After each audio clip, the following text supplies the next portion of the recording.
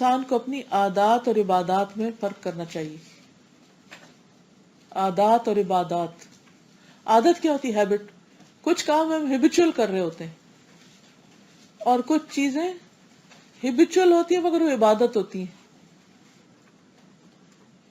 مثلا کچھ لوگوں کو مسکرانے کی عادت ہوتی ہے، اچھا اخلاق ہوتا ہے، مسکراتے رہتے ہیں. ہم عام طور پہ جب تبصرہ کہتے فلاں کی عادت بہت اچھی ہے، وہ ہر وقت مسکراتا رہتا ہے عادت. لیکن اگر وہ سنت سمجھ کے مسکراتا ہے، عبادت سمجھ کے مسکراتا ہے، تو وہ اس کی ہیبٹ نہیں ہے بلکہ وہ اس کے حق میں ہمیں وہ عادت نظر آ رہی ہے، لیکن اس کے حق میں کیا ہوگا؟ عبادت ہوگی. یس. اسی طرح مثلا ایک شخص کھانا کھاتا ہے پیٹ بھرنے کے لیے، اور دوسرا اللہ سبحانہ و تعالیٰ کے حکم کے مطابق کھاتا ہے. کلو وشربو، کھاؤ اور پیو، اللہ کا حکم ہے اس لیے کھا رہا ہوں. فرق ہے. کھانا تو آپ نے خود بھی، ایک ہے آپ کا نفس حکم دے رہا ہے کھانا کھاؤ، چلو کھانا کھاؤ، اور دوسرا کیا ہے؟ اللہ تعالیٰ حکم دے رہے ہیں کھانا کھایا کرو، پانی پیا کرو، کھاؤ اور پیو، کلو وشربو. زیادہ بہتر کیا ہے؟ آپ کا نفس آپ کو حکم دے یا اللہ کا حکم سمجھ کے کھائے. پھر انورکسیا کہاں جائے گا جب اللہ کا حکم ماننا پڑا؟ یہ تو اللہ کا حکم ہے تو کرنا ہی پڑے گا. اسی طرح دو لوگ نہا رہے ہیں، ایک شخص پاک ہونے کے لیے نہا رہا ہے اور ایک شخص صرف ٹھنڈا ہونے کے لیے، ایک طہارت حاصل کرنے کے لیے اور ایک صرف ٹھنڈک حاصل کرنے کے لیے. دونوں کے اجر میں فرق ہوگا یا نہیں ہوگا؟ تو جو غافل لوگ ہوتے ہیں ان کی عبادت بھی عادت ہوتی ہے، بس وہ عبادت کیوں کرتے ہیں؟ کیونکہ عادت ہے ان کی. اور جو اہل بصیرت ہوتے ہیں، متقی ہوتے ہیں، ان کی عادتیں بھی عبادت ہوتی ہیں. سمجھ آگے؟ کچھ لوگوں کی عبادت عادت ہے اور کچھ کی عادت بھی عبادت ہے. لکھ لیجئے اس کو. کچھ لوگوں کی عبادت عادت ہے. اب اپنا جائزہ خود لے لیجئے کہ آپ کی کیا ہے. کچھ لوگوں کی عبادت بس عادت ہے. کیوں نماز پڑھتے ہیں؟ کیونکہ عادت ہے، نہ پڑھے تو بے چینی ہوتی ہے. اور کچھ لوگوں کی عادت بھی عبادت ہے. کب ہوتی ہے عادت عبادت؟ جب آپ پڑھ تو عادت سے ہی رہے ہیں کہ آپ کو ریگولرٹی کی عادت ہے، لیکن آپ جب پڑھتے ہیں تو شعوری طور پہ پڑھتے ہیں کہ اللہ سے ملاقات کے لیے جا رہا ہوں. کیونکہ جس سے محبت ہوتی ہے اس کی ملاقات کو دل چاہتا ہے یا نہیں؟ اس کے گھر جانے کو دل چاہتا ہے. تو مسجد کیا ہے؟ اللہ کا گھر. تو جس کو اللہ سے محبت ہوگی اس کو مسجد سے ضرور محبت ہوگی.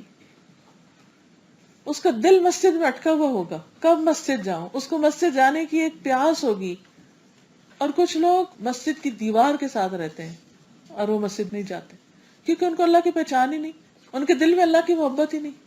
وہ مسجد کیوں جائیں گے؟ فرق ہے نا. اور کچھ لوگ عادتاً مسجد جاتے ہیں، بس چونکہ جانا ہے اس لیے جاتے ہیں. اور کچھ لوگ عبادتاً جاتے ہیں. تو اپنے آپ سے پوچھا کیجئے کہ میں اپنے کام عادتاً کر رہی ہوں کہ عبادتاً کر رہی ہوں. فرق بھی بے کا ہی ہے بیچ میں، عادتاً یا عبادتاً. مثلاً ایک شخص کپڑا پہنتا ہے عادتاً، سردی لگ رہی جلدی سے کپڑا پہن لو، یا پہننے ہر روز چینج کرنے صاف ستھرا ہونے کے لیے. تو ایک شخص صرف اس لیے کپڑا پہنتا ہے کہ اس کے پاس بہت کپڑے ہیں تو ہر روز نیا جوڑا پہننا ہے. پچھلے دنوں کسی کا انتقال ہو گیا تو میں تعزیت کے لیے گئی تو وہ اپنی والدہ کی بہت تعریف کر رہی تھی اور کہہ رہی تھی کہ میری والدہ آخری عمر میں بہت بیمار ہو گئی تھی، کہیں بھی نہیں جا سکتی تھی، لیکن وہ ہر روز صبح بہترین لباس پہنتی، اس کے ساتھ کا اپنا پرس نکالتی، جوتا نکالتی، گھر میں رہتی، لیکن ایک ایک چیز، پوری جیولری، ہر چیز میچنگ پہنتی تھی ڈیلی. کیوں؟ عادت ہے نا. اور اس لیے بھی کہ اللہ نے دیا ہوا ہے. جس کے پاس بہت مال ہے وہ ہر طرح کی، ہر رنگ کی جیولری اس نے رکھی ہوئی ہے، ہر طرح کے شوز رکھے ہوئے، ہر طرح کے بیگ رکھے ہوئے.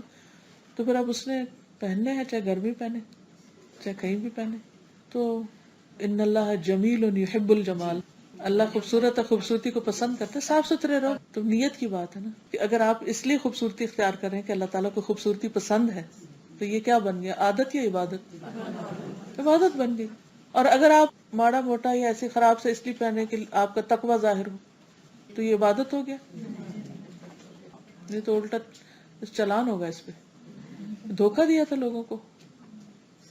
متقی پرہیزگار نظر آنے کے لیے تم اس طرح کے اوٹ پٹانگ کپڑے پہن کے پھرتے تھے. یہ الگ بات ہے کہ انسان اپنی کسی خاص وجہ سے اپنی ضروریات کم کر لے. جس کچھ لوگوں کے لیے وہ صرف دکھاوے کے لیے وہ سارا زہد ہوتا ہے وہ بھی نقصان دہ، سخت خطرناک، کہ آپ لوگوں کے سامنے مسکین فقیر بن کے پھریں تاکہ لوگ آپ کو صدقہ خیرات دیتے رہیں. تو اگر ایک شخص اچھا لباس اس لیے پہنتا ہے کہ لوگ اس کے بارے میں یہ سمجھیں کہ یہ دینے والوں میں سے ہے اور یہ مسکین فقیر نہیں ہے، تو یہ بھی ایک عبادت بندی. پھر نیت کے اوپر ہے نا کہ آپ کیوں کر رہے ہیں. اور ایک یہ کہ آپ کے پاس سب کچھ ہے لیکن آپ ظاہر ہی نہیں کرتے کسی پہ، آپ فقیر بن کے پھرے جاتے ہیں، تو یہ بھی غلط ہے. تو پھر اصل چیز کیا ہے، پیچھے کیا ہے، نیت کیا ہے. ٹھیک ہے نا.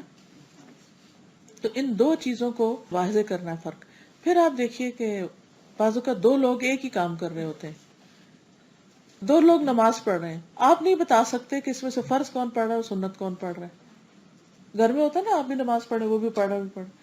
تو آپ اپنی میں لگے ہوئے، آپ کو نہیں پتا اس کی سنتیں شروع ہو گئی، یہ فرض ہے یا نفل ہے، یہ کیا ہے. پیچھے سے ایک شخص دیکھ رہا ہے، دونوں نماز پڑھ رہے ہیں، ایک فرض پڑھ رہا تھا اور ایک نفل پڑھ رہا تھا. ایک ہی جیسے ایکشن سارے، قیام، رکوع، سجدہ، لیکن دونوں میں کیا ہے، کس چیز کا فرق ہے، نیت کا. تو ظاہری عمل تو وہی ہے، فرق نیت کا ہے. اس نیت کے فرق کی وجہ سے دونوں کے اجر و ثواب میں فرق ہو جائے گا. فرض کا اجر اور ہوتا ہے، نفل کا اور ہوتا ہے. ٹھیک ہے نا.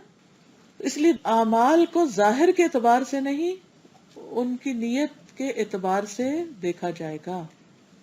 اصل میں بات یہ ہے نا کہ اللہ سبحانہ تعالیٰ ظاہر کو دیکھتے بھی نہیں ہے، وہ تو ہمارے دلوں کو دیکھتے ہیں کہ وہاں کیا سوچ ہے. اس لیے نیت بول کے نہیں ادا کی جاتی، وہ دل میں ہی ہوتی، وہ دل کا عمل ہے، زبان سے نہیں کہتے. اور ویسے بھی یعلم خائنۃ الاعین وما تخفی الصدور، آنکھوں کی خیانت بھی جانتا ہے اور جو دلوں میں چھپا ہوا وہ بھی جانتا ہے.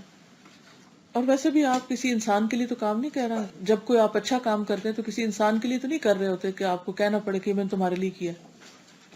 ہاں؟ اللہ تعالیٰ کو تو ہمارے کرنے سے پہلے پتہ چل جاتا ہے کہ یہ کس لیے کرنے لگا ہے. تو اسی لیے ہم دیکھتے ہیں کہ نماز کی نیت کے کوئی خاص الفاظ نہیں ہمیں سکھائے گئے، بس آپ نے ارادہ کیا، نیت کی اور اللہ اکبر کہہ دی. ہر عمل کے لیے نیت کا ہونا ضروری ہے، خواہ وہ قلبی ہو، لسانی ہو، زبانی ہو یا پھر اعضاء کا ہو.